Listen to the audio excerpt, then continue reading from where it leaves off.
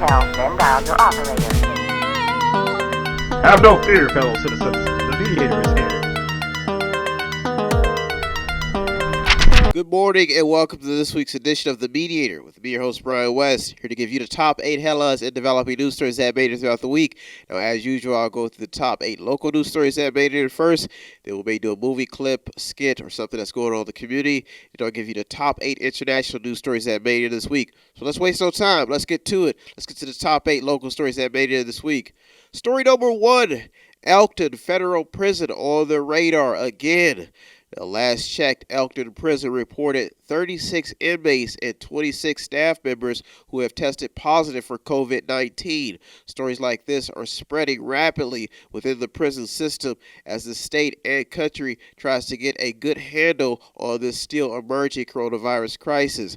The ACLU has filed a petition to release nonviolent prisoners. This is after another death was reported at the prison.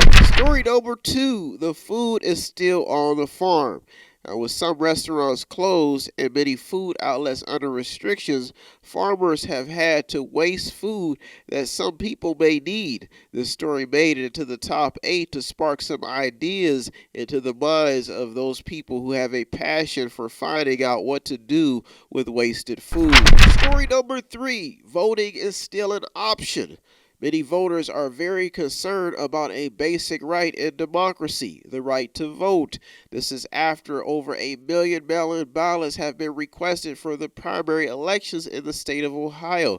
In Mahoning County alone, rounded off, about 26,000 mail-in ballots have been requested.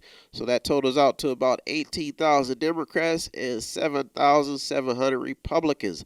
This is after the election date in the Ohio primaries was pushed out to April 28th by Ohio legislators. The original date was set to be at March 17th. That was the original date to vote.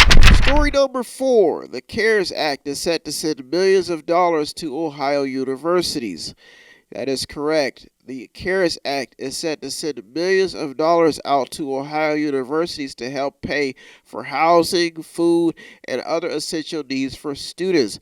The COVID-19 emergency financial aid grants are going out to cover most of the financial losses experienced by universities in this crisis. Story number 5, local public workers are on alert. Local public workers are on high alert after a postal worker in Girard has tested positive for COVID-19. The name of the worker could not be released because of federal regulations, but the office will remain open. Girard Post Office has assured the public that they have followed all of the protocols in accordance with washing and sanitizing hands. They have also noted that employees are properly spaced at their cases before they head to their routes. According to officials, the coronavirus cannot spread through the mail. Story number 6. Youngstown records lowest homicide rate in 42 years. Youngstown had 20 homicides in 2019. Although much credit could be due to the healthcare system and upgrades at St. Elizabeth, this is good news for the city that has basically been trying to rebrand itself over the years and attract new jobs and better residents.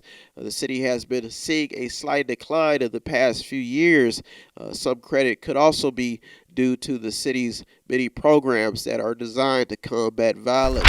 Story number 7, and the top 2 local news stories that made it in this week that you may want to keep an eye on. Officials want people to listen to the governor's order. Ohio officials. Warren police had to break up a huge gathering on a local neighborhood block in the midst of a national push to get Americans to stay at home.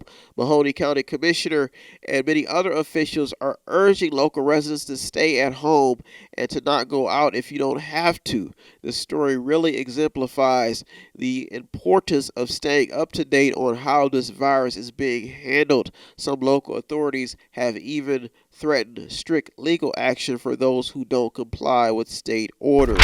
Story number 8, and the top local news story that made it this week, a story that you may want to keep an eye on. Are the stay-at-home orders working? Although COVID-19 cases have been increasing. Projections have gone from 10,000 cases per day to 1,600 per day. That's projections, but this is with a low amount of testing. Some local residents even claim they've had symptoms before this virus hit the mainstream. Many say the symptoms came, then went away.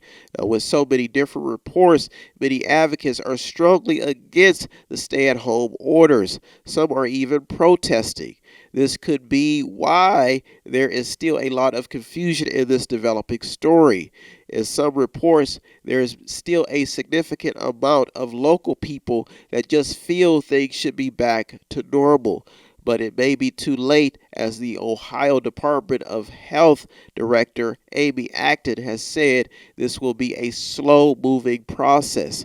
Now, I've come across multiple reports, confusing stories also, that claim that cases in the valley have slowed down, and some of these reports have said that they are increasing at the same time. So these are multiple reports that I've come across.